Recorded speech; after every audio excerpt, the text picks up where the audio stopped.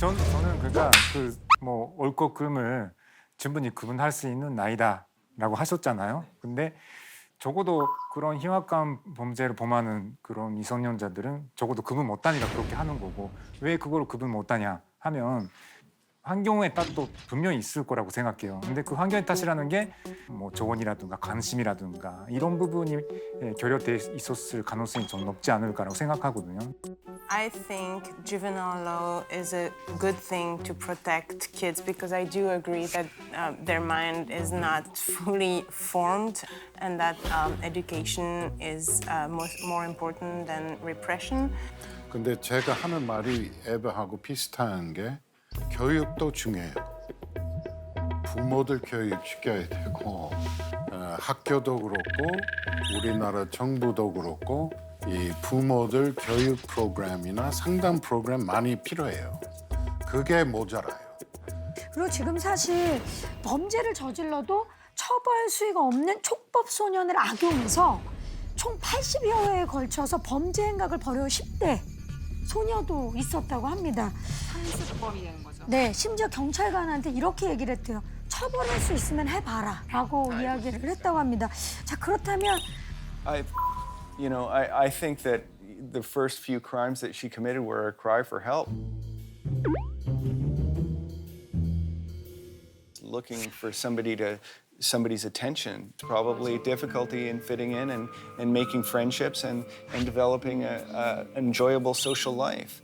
이 말의 전제가요. 제가 생각할 때는 사랑을 못 받아서 그랬을 것이다. 관심을 사실 갈구하는 것이다. 맞죠. 그게 맞는 사람들이 95% 이상 될 거라고 생각을 해요. 그건 인정하는 분들이 많이 있을 거예요. 그런데 이렇게 그냥 악하게 보이는 사람들도 있는데 그런 사람들을 처벌하는 것 자체가 제도적으로 막혀 있는 게 문제가 아니냐는 목소리거든요, 사실. 자, 어떻게 생각하십니까? 지금 우리 독실 씨가 얘기한 거에 대해서 네. 그러니까 반사회적인 그런 성향을 원래 가지고 있는 그런 사람이 있죠. 학생들조차도 있죠. 처벌할 수 없는 상황에 대해서. 근데 그런 사람조차도 나중에 성인이 되면서 예를 들어서 뭐 결혼하거나 이렇게 하면서 저 사람이 바뀌는 경우가 있거든요. 근데 그렇다면 아직 열 몇 살밖에 안 되는 사람한테 너는 뭐 범죄자다 이런 낙인을 주는 것이 오히려 또 그 앞으로 살아가는 그 인생을 완전히 범죄자로서의 그 길을 가게끔 하는 그런 악용을 한다 그러잖아요. 촉법이 되면서. 근데 저는 그걸 반복적으로 할 땐 그게 이미 몸에 습관이 되어 됐다고 생각하거든요. 그게 머리에 그런 인식이 붙은 다음에는 어진간한 교육을 받아서 저는 해결이 안 된다고 생각을 해요. 왜냐하면 해결될 사람이면 세네 번 아니면 한두 번이면 해결됐겠지. 그렇게 수십 번까지 안 가거든요. 이런 문제는 촉법이라고 해도 우리 성인들은 집행유예라는 게 있잖아요. 그것처럼 얘도 집행유예를 주는 거예요. 예를 들어서 12살에 촉법이 안 돼서 12살에 했다면 14살까지 계속 하는지 안 하는지 보고 해주면 걔가 조금 더 그동안에는 좀 저 자신을 단속하고 그러지 않을까. 학생들한테 선처를 하는 게 어느 만큼 도움이 될지. 도움이 되면 좋겠지만 반복적으로 하는 학생은 저는 힘들다고 생각을 자, 해요. 아까 교육을 외쳤던 제프리 통신원. 앞으로 조금 더 신문제 우리가 토론했으면 좋겠는데 이게 진짜 골치 아파요. 근데 진짜 힘든 문제예요. 진짜 맞아요. 예, 미국 비슷한 법이 있는데 이 12살 이하는 아예 처벌이 안 되고 14살부터 17살까지 보통 범죄 같으면은 2년 이상 처벌 못 받는데 형사적으로. 근데 범죄의 내용에 따라서 심각하면 어른하고 똑같이 대접을 받아요.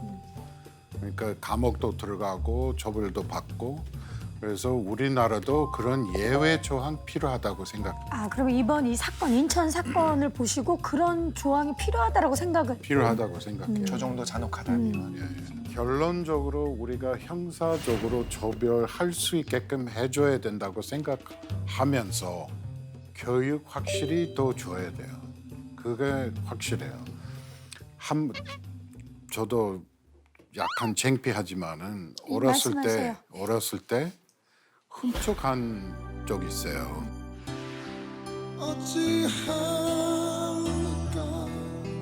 제가 16살 때인가 엄마 따라서 예? 이 캔디 훔쳐간 적이 있어요. 주머니 넣고 가게에서 핸드 가게에서 캔디 가게에서 몇 개나 죄송한데 2개. 2개를 Were they separate times or was it the same, same time? time. Same time.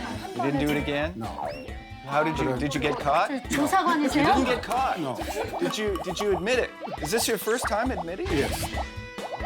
여기서 최초로 공개하신 거예요, 이 지금? 처음으로 공개한 건데 공소시효가 지났나요 지금? 네, 그 공소시효가 지났어요. 지났고 예. 그 6살 때. Do you feel better? It's never too late.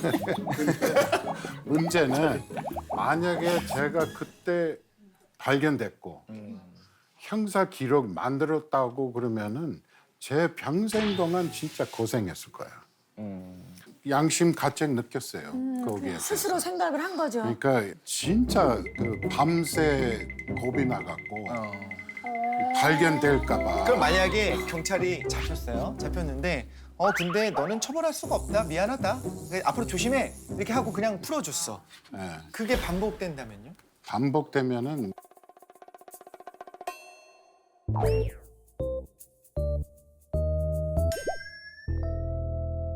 반복되면은 이 생각이 바뀌었지. 아마 그 진짜 안 좋고 생각 바뀔 수 있는데. 사실 저는 중학교 1학년 때 자 이렇게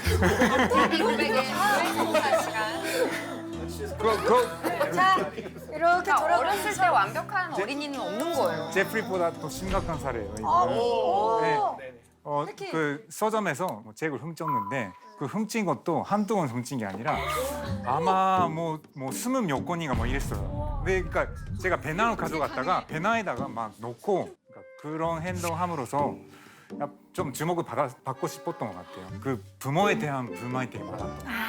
그거의 표시였던 것 같아요. 근데 류시아? 예, 지금 두 분이 제프리 씨나 아니면 베키 씨가 본질적으로 착한 거는 인정이 되네요. 그러니까 보면 한 분은 관심을 받기 위해서, 한 분은 잠깐 유혹에 못 넘겨서 했지만 계속 마음에 걸리고 그리고 다시 한번 안 하고 우발적이었잖아. 이런 거는 굳이 꼬리표를 달게끔 딱지를 줄 필요는 없지만 강력범죄 아까 말씀했던 거 80여 차례 했다는 거는 그거는 전혀 다른 성격의 문제거든요. 그런 거는 제가 봤을 때 당연하게 처벌을 해야 되는 거고